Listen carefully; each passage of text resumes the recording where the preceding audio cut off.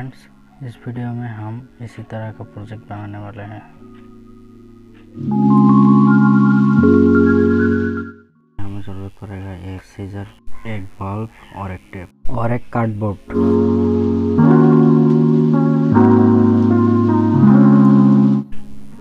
अब हम मेजरिंग से बोर्ड को काटेंगे।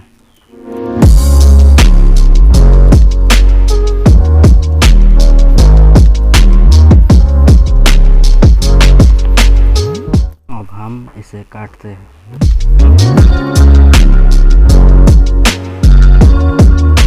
अब मेरी तरह से फोल्ड कीजिए बोर्ड को।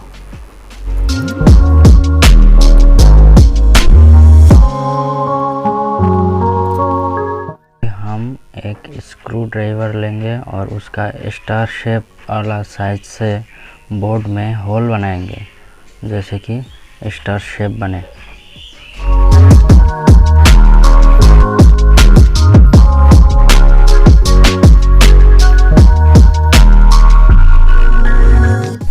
हमारा बोर्ड तैयार हो गया है, जैसे कि आप देख रहे हैं। को इसके साथ टेप से चिपकाएंगे।